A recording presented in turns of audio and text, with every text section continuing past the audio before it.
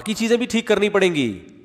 اگر عقیدہ ٹھیک نہیں ہے تو تہجد کی نمازیں عشاء کے وضو سے فجر کی نماز پڑھتے رہو آپ. لیکن اصولی بات ہے کہ بھائی سب سے پہلے آپ کو کیا ٹھیک کرنا ہے؟ اپنا عقیدہ. عقیدے میں شرک نہ ہو, توحید ہو, اور توحید وہ جس کو اللہ اس کے رسول نے توحید کہا ہے. آپ کی اخپل توحید نہیں چلے گی. یہ عیسائی بھی اپنے آپ کو توحید پرست کہتے ہیں, لیکن اللہ مانتا ہے کہ یہ توحید پرست ہیں. عیسائی کہتے ہیں ہم ایک خدا کو مانتے ہیں, ایک ہی خدا ہے بس, اور ایسے اشارے کرتے ہیں وہ آسمانوں پہ ہے, ایک خدا, اس کے علاوہ دوسرا کوئی خدا نہیں. او بھائی پھر عیسیٰ علیہ السلام کو اللہ کا بیٹا کیوں مانتے ہو؟ تو کہہ رہے ہیں بیٹا مان رہے ہیں, خدا تھوڑی مان رہے ہیں. ارے جب گاڈ کہہ دیا تو اس کا مطلب اس کے جیسا کوئی بھی نہیں ہے. بیٹا باپ کی مثل ہوتا ہے, بیٹا باپ کی نظیر ہوتا ہے, اس جیسا ہوتا ہے. کہتے ہیں نا یہ ابا پہ گیا ہے, یہ اماں پہ گیا ہے, کچھ شباہت ابا کی آ رہی ہوتی ہے, کچھ کس کی آ رہی ہوتی ہے؟ اماں کی. تو آپ نے جب ایک مخلوق کو خدا سے میچ کر دیا کہ اللہ جیسا کہہ دیا, تو آپ کو یہ کہنے کی ضرورت نہیں ہے کہ میں خدا کو مانتا ہوں. آپ نے اپنے عمل سے بتا دیا آپ ایک خدا کے قائل نہیں ہیں. دیکھو آپ کہہ رہے ہو کہ میں اس محلے میں صرف ایک کو ڈاکٹر مانتا ہوں, باقی کوئی بھی ڈاکٹر نہیں ہے, لیکن علاج کے لیے آپ دوسرے کے پاس جا رہے ہو. لوگ کہتے ہیں یار جب آپ کہتے ہو ڈاکٹر صرف وہی ہے تو علاج اس سے کیوں کرا رہے ہو؟ کہہ رہے ڈاکٹر تو وہی ہے, میں اس کے علاوہ اس کے علاوہ کسی کو ڈاکٹر نہیں مانتا. تو بھائی پھر خود بھی اس سے علاج کرا رہے ہو, لوگوں کو بھی کہہ رہے ہو کہ یہ علاج کرے گا, تو اس کا مطلب آپ صرف بیوقوف بنا رہے ہو لوگوں کو. جو عملاً جس کو ڈاکٹر کہا ہے وہ تو یہ والا ہے, اور صرف زبان سے کس کو کہہ رہے ہو؟ وہ والا. تو توحید میں سب سے پہلے جو چیز داخل ہے, دیکھو اتنا براڈ مائنڈڈ نہیں بنو کہ اپنے عقیدوں کو ہی دائیں بائیں کر دو. آج ہر ایک کو ادارے اسلام میں زبردستی داخل کیا جا رہا ہے. ایک صاحب ہیں جو کہتے ہیں میں کسی کو کافر نہیں کہتا, بڑے مشہور ہیں کہ میں کسی کو کافر نہیں کہتا. یہ کیوں کہہ رہے ہو بھائی؟ اگر کسی کا عقیدہ شرکیہ ہے تو آپ اس کو کیسے مسلمان کہہ سکتے ہو؟ لوگ کہتے ہیں نہیں کسی کو کافر کہنے سے بڑا نقصان ہوتا ہے. بھائی جو کافر ہے اس کو کافر نہ کہنے سے نقصان ہوگا, جس کی عقیدہ واضح لفظوں میں کفریہ ہو. ندا لغیر اللہ, اللہ کے سوا کسی کو پکارنا اسباب سے ہٹ کے, یہ کفر ہے, کفر بوا ہے, شرک اکبر ہے, بہت بڑا کفر ہے. اسلام میں اس سے بڑا کفر ہے نہیں. یہی تو قصور تھا مشرکین مکہ کا. مشرکین مکہ کہتے تھے کہ اللہ تعالی ہماری حاجت روائی کرتا ہے, اصل اختیارات اللہ کے پاس ہیں, لیکن اللہ نے ان بتوں کو بھی اختیارات دے رکھے ہیں. یہ بت بھی ہماری بگڑی بنا سکتے ہیں اللہ کے حکم سے, لیکن اللہ نے ان کو رائٹ دے دیا. اب ان سے بھی مانگ سکتے ہو, اللہ سے بھی مانگ سکتے ہو. تو اسلام کو اس پر اعتراض نہیں ہے کہ بت کے سامنے کیوں جھک رہے ہو, نہ اسلام کو اس پر ہے کہ اللہ کے سوا کسی اور کے سامنے کیوں جھک رہے ہو, چاہے بت ہو, چاہے پیغمبر ہو, چاہے فرشتہ ہو, کوئی بھی ہو. لوگ کہتے ہیں جب تک مٹی کا بنا ہوا بت لا کے نہیں سجدہ کریں گے تو شرک نہیں ہوگا. یہ آپ کی غلط فہمی ہے. وَمَن يَدْعُو مَعَ اللَّهِ إِلَٰهًا آخر, جو اللہ کے ساتھ کسی اور کو پکارے گا وہ مشرک ہے. یہ نہیں کہہ رہا قرآن کے جو اللہ کے سوا کسی بت کو پکارے گا وہ مشرک ہے. نہ, اللہ کے ساتھ کسی کو بھی پکارو گے, قرآن کیا کہہ رہا ہے آپ کو؟ کافر, اسلام سے خارج, جنت حرام. اور آج یہ شرک کتنا کامن ہو گیا ہے, کتنا کامن ہو گیا ہے.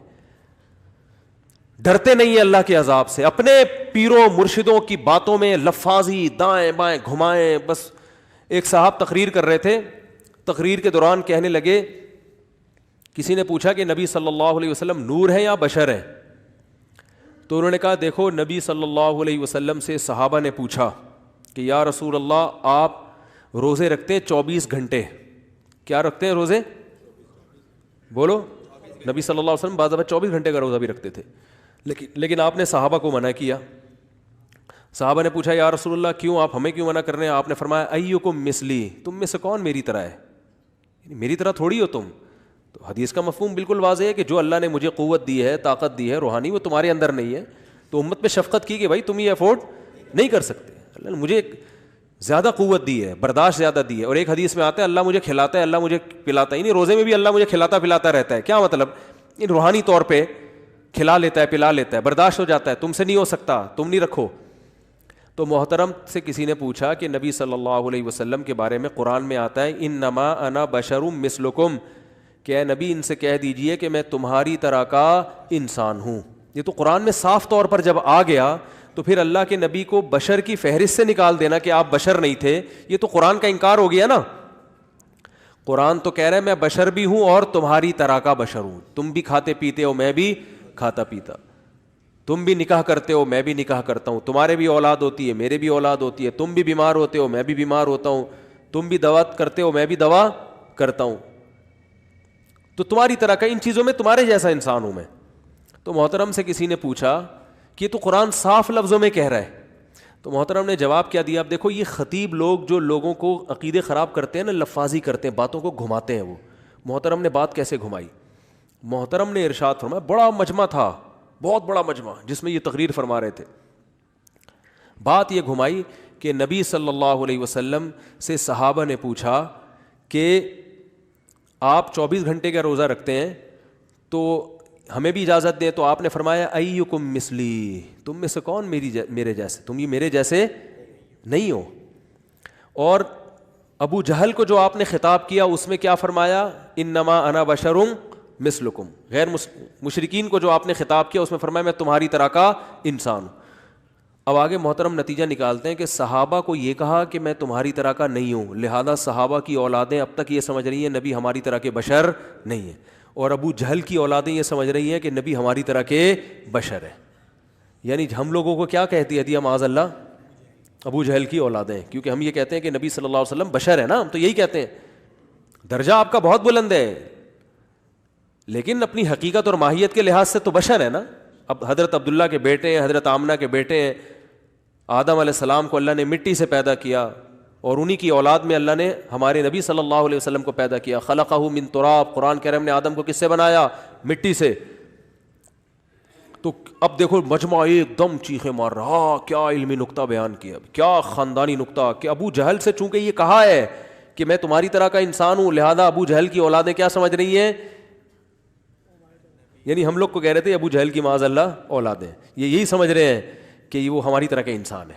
اور صحابہ سے یہ کہا کہ تم میری طرح نہیں ہو, فرق ہے. تو وہ ہم گویا اپنے آپ کو کہہ رہے تھے ہم صحابہ کی اولاد ہیں, ہم سے تو یہی کہا ہے کہ ہماری طرح کے نہیں ہے. جس کو جو کہا ہے وہ وہی سمجھ رہا ہے. میں حیران ہو رہا تھا, اتنے بڑے بڑے مجمع میں کوئی ایک عقل مند نہیں ہوتا جو جا کے ان بزرگ سے پوچھ لے کہ حضرت جو آپ اتنی بڑی داڑھی رکھ کے تقریر کر رہے ہیں, تو بات یہ ہے کہ ابو جہل سے جو آپ نے فرمایا وہ صحیح فرمایا یا غلط فرمایا؟ کسی کافر کے سامنے بھی غلط کہنا جائز نہیں ہے. ایک ہی نبی کے دو بیان ہیں, فرض کر لو کہ مشرکین سے یوں کہا ہے, اول تو ایسا کچھ ہے نہیں کہ مشرکین سے کہا ہے, وہ سب سے کہا ہے, پوری دنیا کے سارے انسانوں سے کہا ہے. لیکن اگر کہا ہے تو سوال پیدا ہوتا ہے, ادھر یہ کہا جا رہا ہے کہ میں تمہاری طرح کا انسان, ادھر یہ کہا جا رہا ہے کہ تمہاری طرح کا انسان نہیں ہوں, تو سیاق و سباق دیکھ کے پتہ چلے گا کہ کس پیرائے میں یہ بات کہی جا رہی ہے.